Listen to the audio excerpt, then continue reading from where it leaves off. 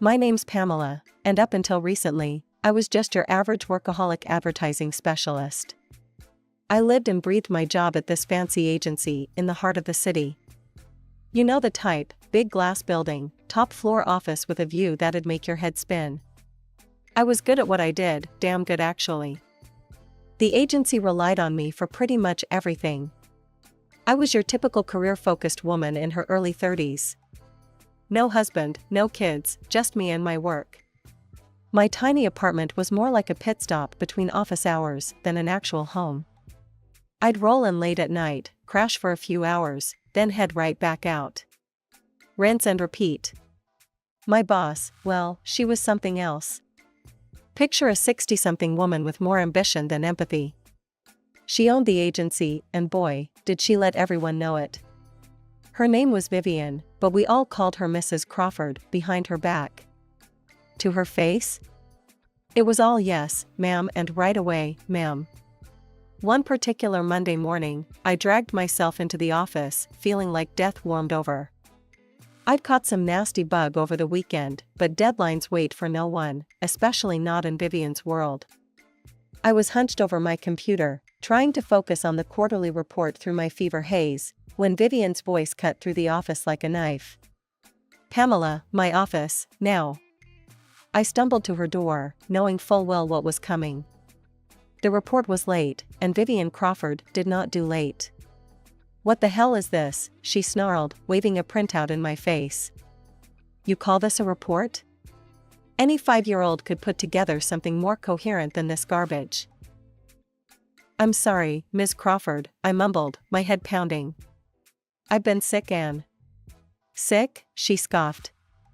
You think clients care if you're sick? You think I built this agency by taking sick days? You're useless, Pamela. Utterly useless.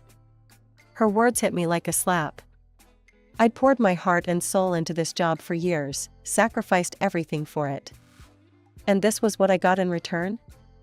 I don't know if it was the fever or just years of pent-up frustration, but something in me snapped. Tears welled up in my eyes, and before I knew it, I was bolting out of her office, past the shocked faces of my coworkers, and into the elevator. The elevator dinged, and as the doors slid open, I came face to face with a pair of concerned brown eyes. Hey, are you okay? A deep voice asked. I looked up, startled by the voice. Standing there was a man about my age, with kind eyes and a concerned expression. I must have looked a sight, because his brow furrowed even deeper when he saw my face. I'm fine, I stammered, trying to regain my composure. But the tears betrayed me, streaming down my cheeks. You don't look fine, he said gently. Look, I know it's none of my business, but, would you like to grab a coffee? Sometimes talking to a stranger can help. I hesitated. I never did things like this, running out of work, crying in elevators, accepting invitations from strangers. But something about his genuine concern broke through my defenses. Actually, I sniffled, that sounds nice. We made our way to a little cafe, just down the street. As we sat down with our coffees, he introduced himself as Jake. So, he said, settling into his chair, want to tell me what's got you so upset? I found myself pouring out the whole story, how I'd been feeling ill, how I was behind on my work, and how my boss had torn into me. I was careful not to mention any names or specifics about the company, but I didn't hold back on describing how devastated I felt. Wow, Jake said when I finished. That's rough. No one deserves to be treated like that, especially when they're sick. We ended up talking for over an hour. Jake told me about his own job in finance, his hobbies, his dog. It was easy, comfortable conversation, and I found myself laughing, despite the awful morning I'd had. As we were getting ready to leave, Jake hesitated. Listen, Pamela. I know we just met, but I'd really like to see you again. Maybe we could grab dinner sometime? I surprised myself by saying yes without hesitation. We exchanged numbers, and as I watched him walk away, I felt a flutter of excitement in my chest. Over the next few weeks, Jake and I started seeing each other regularly. We'd meet for dinner after work, or spend weekends exploring the city. With each date, I found myself falling harder for him. He was kind, funny, and supportive, everything I'd been missing in my life. At work, things were, well, they were what they always were. Vivian was still Vivian, demanding and critical. But somehow, it didn't bother me as much anymore. Knowing I had Jake to talk to at the end of the day made it all more bearable. One night, about a year after we'd met, Jake took me to a fancy restaurant. As we finished our dessert, he pulled out a small velvet box and opened it, revealing a beautiful diamond ring. "Pamela, will you marry me?" Happy tears welled up in my eyes as I nodded enthusiastically. Yes, of course I'll marry you." As Jake slipped the ring on my finger, I felt like I was floating on air. Everything was perfect. Jake was perfect. Our life together would be perfect. The weeks following our engagement were a whirlwind of happiness. One evening, as we cuddled on the couch in my apartment, Jake brought up something I hadn't even considered. "Babe," he said, running his fingers through my hair, "I think it's time you met my mom. She's been asking to meet you. How about this weekend? We can drive out to her place." That Saturday, we pulled up to a house that made my jaw drop. It was huge, easily 3 times the size of the house I grew up in. The door swung open, and I froze. Standing there, looking just as shocked as I felt, was Vivian Crawford, my boss, Jake's mother. "Mom," Jake said warmly, oblivious to the tension, "this is Pamela, my fiancée." Vivian's eyes narrowed as they swept over me. "Pamela," she said, her voice cold. "What a surprise." "Jake, darling, surely you can do better than this." She waved her hand dismissively in my direction. "With your money, your position, you could have any woman you want. Why settle for someone from such a modest background?" I felt like I'd been slapped. Jake's arm tightened around me. "Mom," he said, his voice hard, "I love Pamela. She's the best thing that's ever happened to me. I'm marrying her, with or without your approval." Vivian's face darkened, but Jake didn't give her a chance to respond. He turned to me, his eyes softening. "I'm so sorry about this, Pam. Let's go." As we drove away, I finally found my voice. "Jake," I said shakily, "there's something I need to tell you." I spilled everything, how Vivian was my boss, how she'd treated me at work, the incident that led to me meeting Jake in the first place. Jake listened silently, his knuckles white on the steering wheel. When I finished, he pulled the car over and turned to face me. "Pamela," he said firmly, "I want you to know that this changes nothing. I love you, and I'm on your side, no matter what." His words were like a lifeline, and I clung to them desperately. We decided to move forward with our wedding plans, despite Vivian's disapproval. Jake and I found a small apartment together, and for a while, everything seemed okay. But at work, things were getting worse. Vivian's treatment of me had always been harsh, but now it was downright cruel. She'd humiliate me in meetings, mock my ideas in front of clients, and pile on impossible deadlines. Yet she never fired me. I was too valuable to the agency, and we both knew it. I'd come home every night exhausted and demoralized. Jake was always there, supportive and loving, but I could see the toll it was taking on him too. He'd confront his mother, begging her to treat me better, but it only seemed to make things worse. The breaking point came on a Tuesday.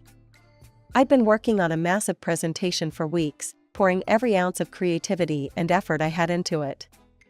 As I stood in front of the management team, including Vivian, I felt a glimmer of hope. Maybe this time I'd finally earn her approval. I was halfway through my pitch when Vivian's cold voice cut through the room. "Is this a joke, Pamela? This is what you've been working on for weeks? This is amateur work at best. I've seen interns produce better concepts than this drivel." The room fell silent. I could feel the pitying looks from my colleagues, but no one dared to speak up against Vivian. "I can revise it," I stammered, fighting back tears. Vivian waved her hand dismissively. "Don't bother. We'll have someone competent handle it from here. You're dismissed." I fled the conference room, my cheeks burning with humiliation. As soon as I reached my desk, I broke down in tears. It was too much. The constant criticism, the public humiliation, the stress of navigating this impossible situation with my mother-in-law. I couldn't take it anymore. That evening, I stumbled into our apartment, still sniffling. Jake took one look at me and pulled me into a tight hug. "That's it," he said firmly. "You can't keep doing this to yourself, Pam. You need to quit. Your mental health is more important than any job." The next day, I marched into Vivian's office and handed in my resignation. Her face contorted with rage. "You ungrateful little thing," she sputtered. "After everything this agency has done for you? You're just going to abandon us?" I stood my ground, my voice steadier than I felt. "I'm sorry, but I can't continue working in this environment. My last day will be in 2 weeks." As I turned to leave, Vivian's voice stopped me cold. "You think you can just walk away? I'll make sure you never work in this industry again. You'll regret this, Pamela. Mark my words." I threw myself into job hunting, confident that my skills and experience would land me a new position quickly. But as the weeks turned into months, I started to worry. Every promising lead seemed to fizzle out at the last minute. It was as if someone was sabotaging my efforts. Finally, after nearly 6 months of searching, I landed a job at a smaller agency. It wasn't as prestigious as my old position, but I was grateful for the opportunity. As I settled into my new role, I began to feel like things were finally looking up. But fate, it seemed, had other plans. Just as I was starting to feel secure in my new job, my boss called me into his office. The moment I saw his face, I knew something was wrong. "Pamela," he said, his voice heavy with regret, "I'm afraid we have to let you go. Your work has been excellent. It's just, well, I can't say more, but my hands are tied. I'm sorry." As I packed up my desk in a daze, my phone buzzed with a text. It was from Vivian. "How does unemployment feel, dear? Perhaps now you'll learn your place." In that moment, I realized the true extent of my mother-in-law's vindictiveness. She hadn't just threatened to ruin my career, she was actually doing it. The following months were a blur of anxiety and frustration. No matter how many resumes I sent out or interviews I went to, I couldn't seem to land a job. I started picking up freelance gigs just to make ends meet, but it was barely enough to cover our bills. One afternoon, as I sat at our kitchen table, scrolling through job listings I knew would lead nowhere, my phone rang. It was Vivian. My finger hovered over the decline button, but curiosity got the better of me. "Hello?" I answered cautiously. "Pamela, dear," Vivian's saccharine voice oozed through the speaker. "I just thought I'd check in on my favorite daughter-in-law. You know, Jake's birthday is coming up soon." I froze. In all the chaos of the past few months, I'd completely forgotten about Jake's birthday. "I was thinking," Vivian continued, her voice suddenly warm, "why don't we surprise him? We could throw a party at my house. All his friends, family, it would be lovely, don't you think? It's time we put our differences aside, don't you think? Jake'd be so happy to see us getting along." As much as I wanted to refuse, I couldn't deny that Jake would love to see his mother and wife reconcile. And after everything he'd done for me, didn't he deserve a special birthday? "All right," I said hesitantly. "What did you have in mind?" Vivian's voice brightened. "Wonderful. Why don't you come over early on the day of the party? We can set everything up together. It'll be our little secret from Jake." Against my better judgment, I agreed. The day of the party arrived, and I made my way to Vivian's house, my stomach in knots. As I approached the front door, I could hear voices and laughter inside. As I stepped inside, I was shocked to see the house already full of guests. Vivian's phone was in her hand, apparently live streaming the event. "Everyone," Vivian announced loudly, her eyes gleaming with malice, "I'd like you all to greet our help for the evening." Before I could process what was happening, Vivian thrust a maid's uniform into my hands. "Here you go, dear. The kitchen's that way. Chop chop, these guests won't serve themselves." I stood there, stunned, as the room fell silent. All eyes were on me, a mix of pity and secondhand embarrassment on their faces. "What's the matter?" Vivian sneered, her voice carrying clearly in the quiet room. "This is what you're suited for, isn't it? A girl from the slums, parents who worked in a factory. You should be grateful I'm giving you the opportunity to serve your betters." The humiliation was overwhelming. Tears pricked at my eyes as I looked around the room, desperately searching for a friendly face, for someone to stand up to this cruelty. But everyone averted their gaze, unwilling to challenge Vivian. In that moment, something inside me snapped.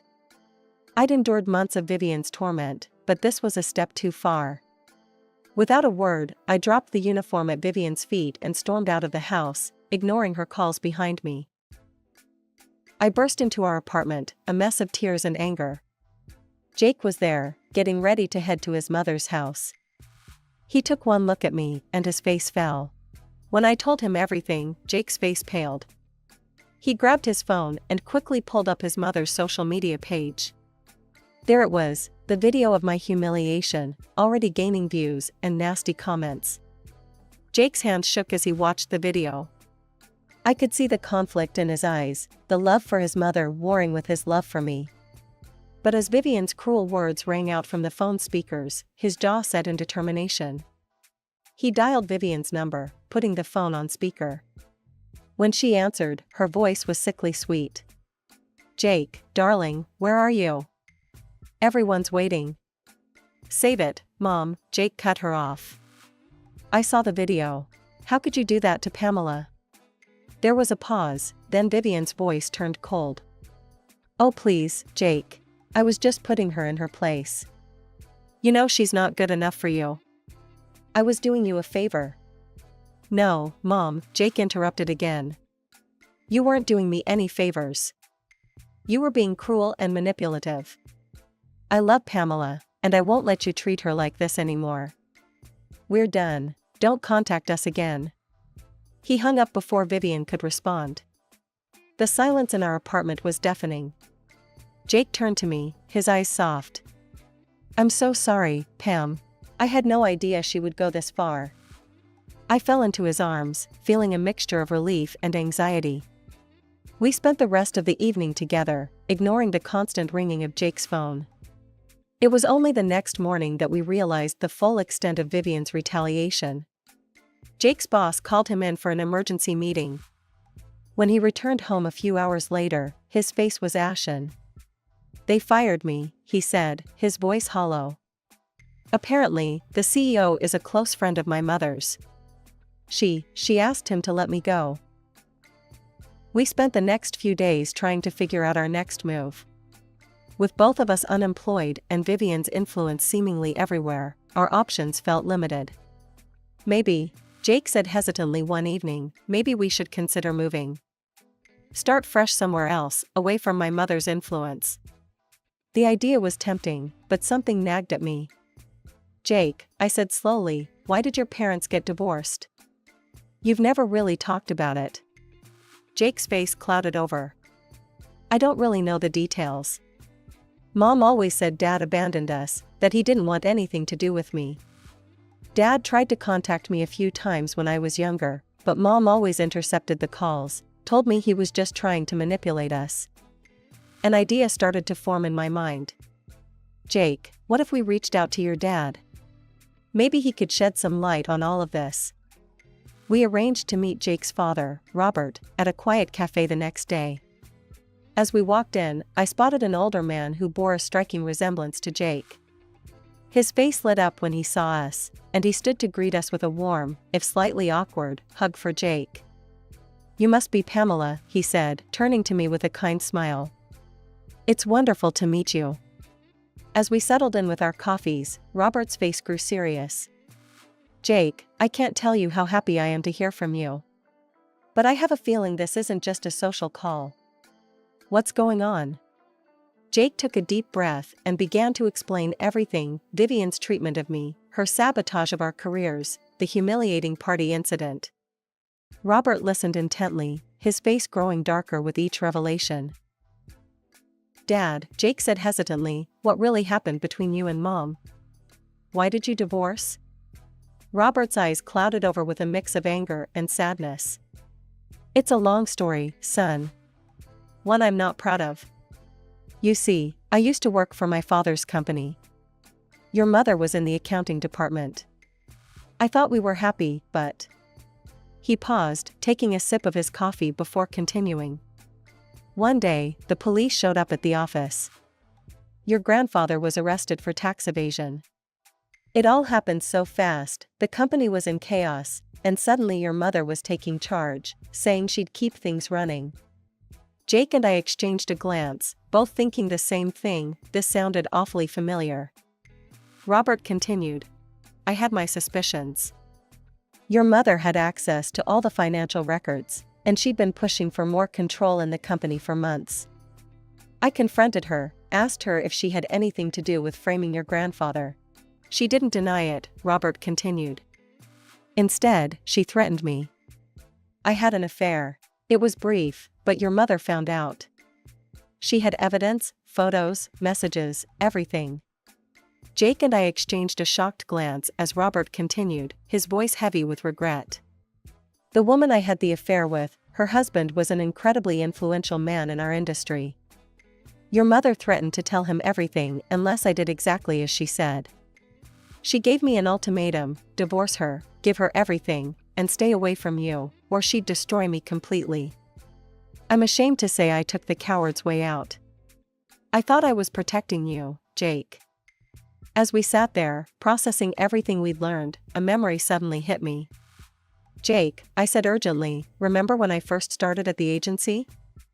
I noticed some discrepancies in the books. I even took some pictures, thinking I might need to bring it up to Vivian later. Jake's eyes widened. Pam, are you saying? I nodded. I think your mother might be doing the same thing she did to your grandfather. If we can prove it.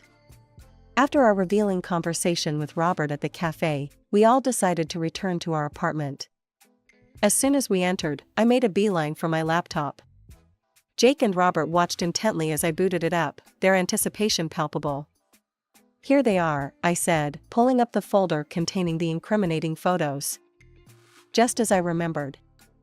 Jake and Robert leaned in, their eyes widening as they took in the images on the screen.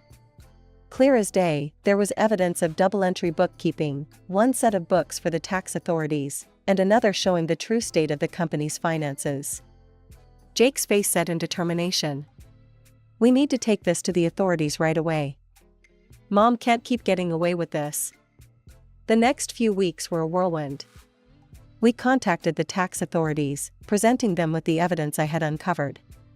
They launched a full and in-depth audit of Vivian's agency. The investigation was thorough and relentless. The scale of tax evasion was staggering. Vivian was arrested and charged with multiple counts of tax evasion and fraud. The trial was swift, and the evidence overwhelming. In the end, the judge handed down a harsh sentence. Vivian would be spending several years in prison. In the aftermath of Vivian's conviction, the court decided to transfer ownership of the agency to Jake, as the closest family member not implicated in the crimes. It was a lot to take in, and we spent many late nights discussing what to do next. One evening, as we sat on our balcony watching the sunset, Jake turned to me with a smile. You know, Pam, I've been thinking. This agency needs a fresh start, a new direction. And I can't think of anyone better to lead it than you. I stared at him in shock. Me? But Jake, He cut me off gently. You're brilliant, Pam. You saw what was happening when no one else did. You have the skills, the vision, and the integrity to turn this agency into something we can be proud of. What do you say? Will you be our new executive director? Tears welled up in my eyes as I nodded, too overwhelmed to speak. After everything we'd been through, after all the times Vivian had tried to tear me down, here I was, being offered the chance to lead the very agency she had used to torment me. The next few months were busy as we restructured the agency. We implemented strict ethical guidelines, rebuilt client relationships, and created a work environment based on respect and creativity. Slowly but surely, the agency's reputation began to recover. Through it all, Robert was there, offering support and advice. Over time, the awkwardness faded, and we found ourselves enjoying Sunday dinners together, rebuilding the family bonds that Vivian had tried so hard to destroy. I never asked to be born. Hell, my parents never asked for me either. The way my mom tells it, she was young and stupid, head over heels for some guy who couldn't keep it in his pants.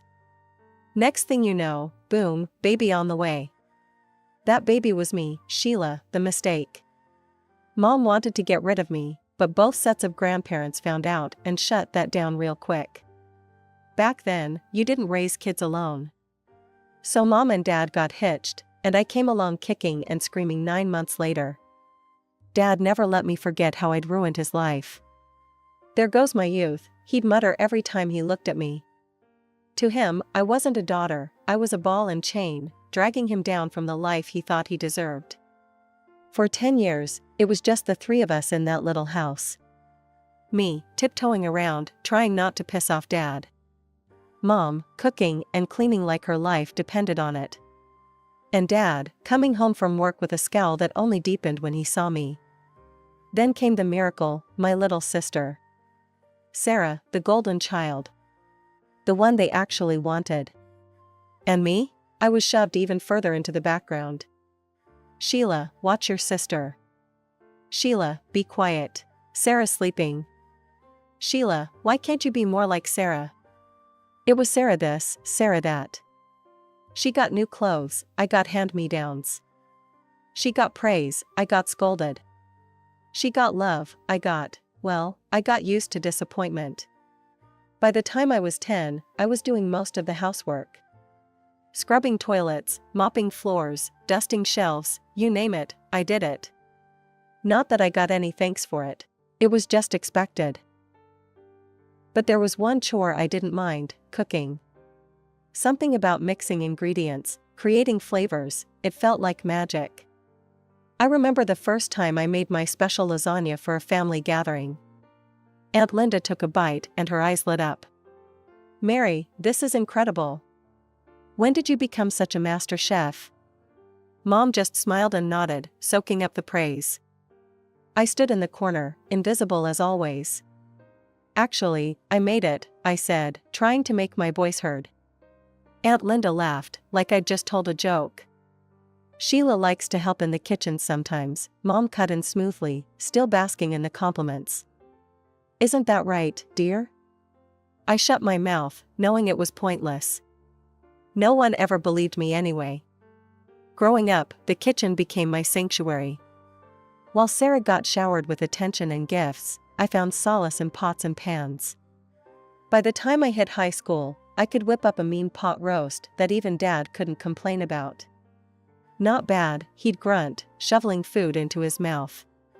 Coming from him, that was high praise. But it wasn't just about feeding my family. I had bigger dreams. Every night, I'd close my eyes and picture it, my own restaurant, bustling with happy customers, all of them savoring my creations. One night at dinner, I couldn't hold it in anymore. I want to open a restaurant someday, I blurted out. The silence that followed was deafening. Then Sarah snickered. You? A restaurant? Mom looked concerned, like I'd just announced I wanted to be an astronaut. Dad didn't even look up from his plate. Restaurants fail all the time. You'd be broke in a month. But I'm good at cooking, I protested. Everyone likes my food. Everyone likes free food, Dad scoffed. Doesn't mean they'd pay for it. Sarah piped up, her voice sickeningly sweet. Maybe you could work at McDonald's, Sheila. I hear they're always hiring. When it came time for college, I set my sights on the best culinary school I could find. To my shock, Dad agreed to pay for it. This is your inheritance, he said gruffly. Don't expect anything else.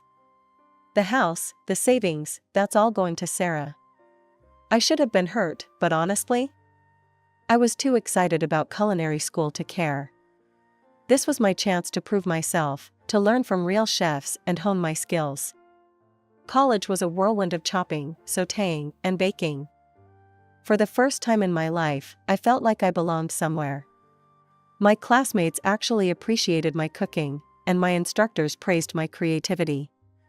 But reality came crashing back when I graduated. With no money for my own place, I had to move back home. The contrast between my college life and my family's indifference was stark. "So, you're a chef now?" Sarah smirked over dinner. "Does that mean you'll be doing all the cooking from now on?" Mom jumped in before I could respond. "That's a wonderful idea. Sheila can cook, and you can focus on your studies, dear." And just like that, I was back to being the family maid. But this time, with a culinary degree gathering dust on my shelf. I managed to land a job as an assistant chef at a local restaurant. The pay was lousy, but it was a foot in the door. Every night, I'd come home exhausted, only to face a mountain of dishes and laundry. "This is your rent," Mom would say, handing me a list of chores. "You're not a child anymore. You need to contribute." But I didn't let it break me.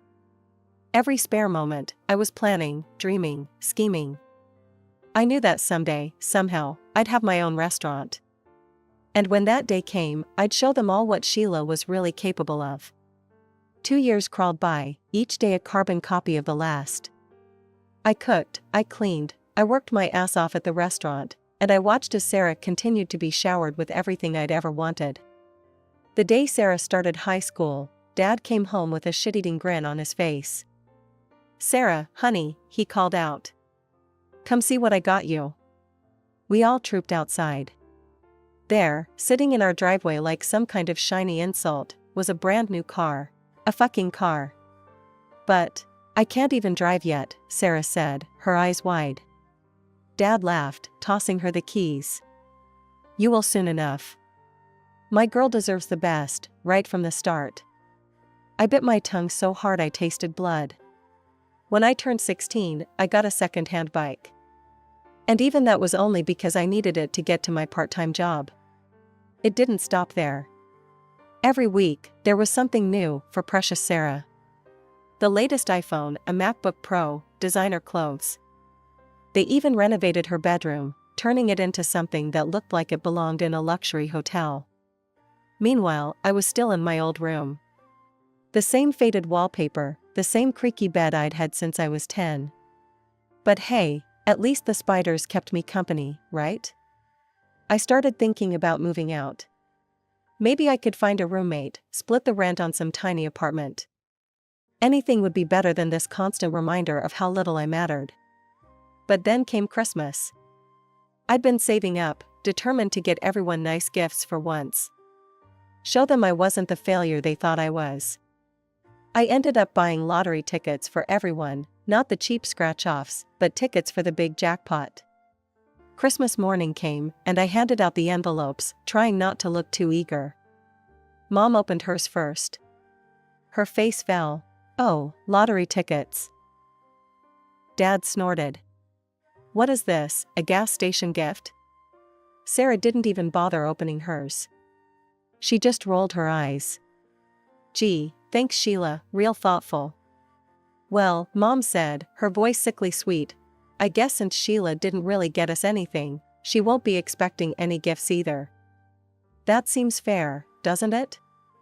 I felt a lump forming in my throat. Without a word, I snatched the lottery tickets from Dad's hand. "You know what? I'll take them. Merry bloody Christmas."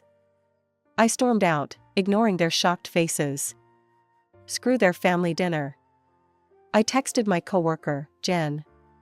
"Hey, you still at the restaurant? Mind some company?" An hour later, I was sitting at the bar of the closed restaurant, nursing a glass of cheap champagne with Jen.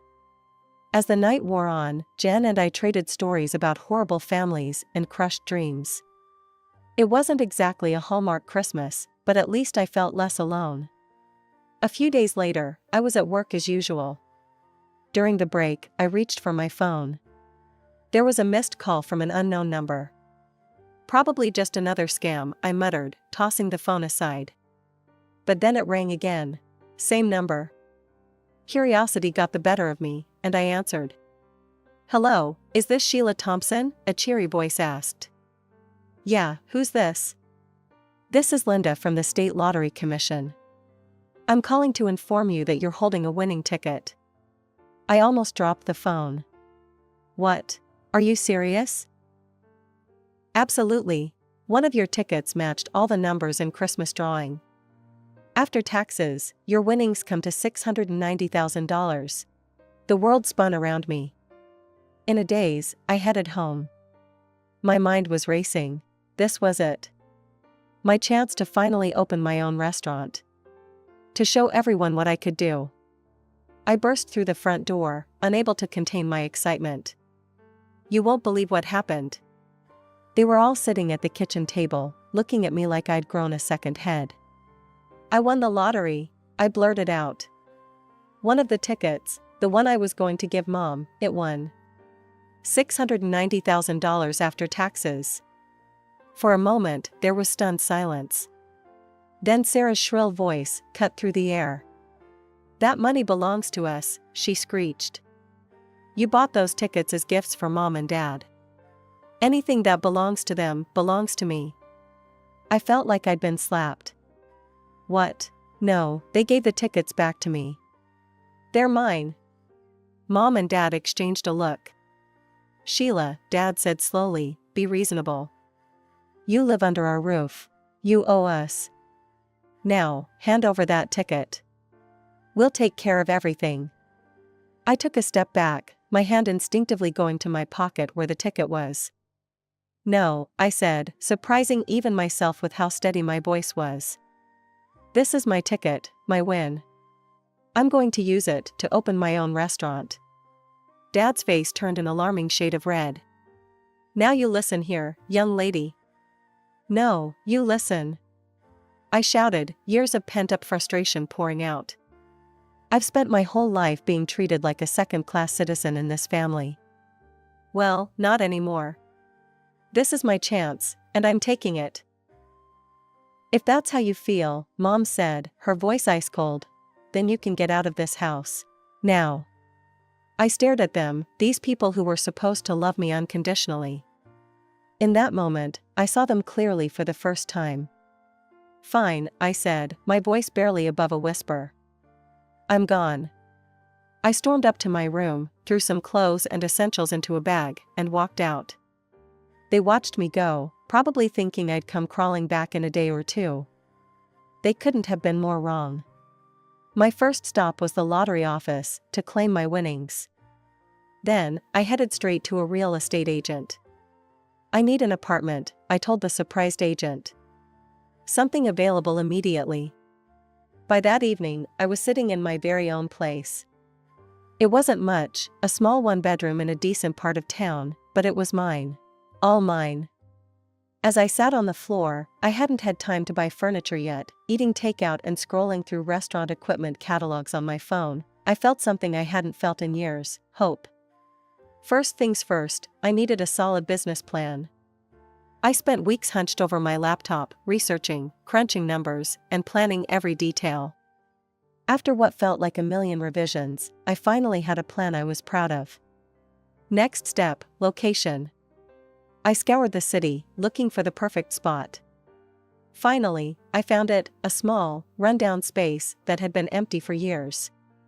The landlord practically laughed when I said I wanted to turn it into a restaurant. "Good luck with that, sweetheart," he chuckled, handing me the keys. I spent the next 3 months turning that dump into my dream. I hired contractors, picked out every fixture, and personally scrubbed every inch of the place. It was backbreaking work, but every blister and bruise felt like a badge of honor. Finally, opening day arrived. I stood in the kitchen, my kitchen, surrounded by the staff I'd handpicked and trained myself. The first order came in, and I felt a rush of adrenaline. "Let's do this," I said, tying on my apron. The first few months were a whirlwind. I worked 18-hour days, cooking, managing, and doing whatever needed to be done. Slowly but surely, word started to spread. People loved my food, not just the taste, but the love and creativity I poured into every dish. I introduced a loyalty program for regular customers, giving them special discounts and first dibs on new menu items. It was a hit. Soon, I had a core group of regulars who came in so often, they felt like family. But I didn't stop there. I set up a delivery service, partnering with local couriers to bring my food right to people's homes. It was a gamble. Quality control was a nightmare at first, but it paid off. Social media became my new best friend. I posted daily specials, behind-the-scenes kitchen videos, and engaged with customers online. My follower count grew, and with it, my customer base. 2 years in, I was turning a profit. It wasn't huge, but it was something. I started looking for a second location. Opening the second restaurant was easier in some ways. I knew what I was doing now, but harder in others. Suddenly, I couldn't be everywhere at once. I had to learn to delegate, to trust my staff, to maintain my standards when I wasn't there. But we made it work. And 3 years after that, I opened my third location. Before I knew it, I was the owner of a successful restaurant chain. Me, Sheila Thompson, the girl who was never supposed to amount to anything. I won't lie, it wasn't easy. There were nights I cried myself to sleep, wondering if I was in over my head. Days when I wanted to throw in the towel and admit defeat. But every time I walked into one of my restaurants, saw the happy customers, smelled the delicious food, I knew it was all worth it. It was just another Tuesday. I was in my office, going over the books for my newest restaurant, when my phone rang. I glanced at the screen and froze. It was a number I hadn't seen in years, home. For a moment, I considered letting it go to voicemail. But curiosity got the better of me. "Hello?" I answered, my voice cautious. "Sheila?" It was Mom. "Look, I know we've had our differences, but we need your help. It's about Sarah." Of course it was always about Sarah. "What about her?" I asked, trying to keep my voice neutral. Dad's voice came on the line. "She's in trouble, Sheila, she lost her job. They're accusing her of theft, and now no one will hire her. We were hoping you might have a position for her at one of your restaurants." I almost laughed. After everything they'd put me through, they had the nerve to ask for a favor? But then I thought about Sarah. Despite everything, she was still my sister. "Let me talk to her," I said. Sarah came on the line, her voice small and scared. "Sheila? I'm sorry for everything. I really need help." I closed my eyes, took a deep breath. "Okay," I said finally. "I'll give you a job, but listen up. There's no special treatment. You screw up, you're out. Got it?" "Yes. Thank you, Sarah gushed. The next morning, Sarah showed up right on time, looking nervous but determined. I put her to work as an administrator, starting her with basic tasks and slowly increasing her responsibilities. To my surprise, she seemed to take it seriously. She was attentive during training, asked good questions, and didn't complain about the work. One night, as we were closing up, Sarah broke down. "I need to tell you the truth," she sobbed. "I didn't steal anything from my last job. My boss, he tried to force himself on me. When I refused, he fired me and spread rumors that I was a thief." I felt a surge of protective anger. "Why didn't you report him? Who would believe me over him?" Sarah wiped her eyes. "I was so scared, Sheila. I didn't know what to do." "I believe you," I said, pulling her into a hug. "And I'm going to help you, okay? We'll figure this out together." Over the next few weeks, I threw myself into teaching Sarah everything I knew about running a restaurant. She soaked it all up like a sponge, eager to learn and prove herself. As I watched her confidently handle a rush of customers, I felt a mix of pride and unease. Sarah was proving to be a quick study and a hard worker. But a nagging voice in the back of my head warned me not to let my guard down completely. At first, everything seemed perfect. Sarah threw herself into her work with an enthusiasm I'd never seen from her before. She was always the first to arrive and the last to leave, taking on extra shifts and volunteering for the toughest tasks. But then, whispers started reaching my ears. At first, I dismissed them as petty workplace gossip. But as the days went by, the whispers grew louder, more insistent. Boss, Marco, my head chef, pulled me aside one day. "I think you need to know something. Your sister, she's been saying things. Stirring up trouble." I felt a chill run down my spine. "What kind of things?" Marco looked uncomfortable. "She's been telling people that we're underpaid, that you're hoarding all the profits for yourself. She's even suggested we should go on strike." I couldn't believe what I was hearing. "That's ridiculous. You all know how tight our margins are. I've always been transparent about the finances." "We know, boss," Marco assured me.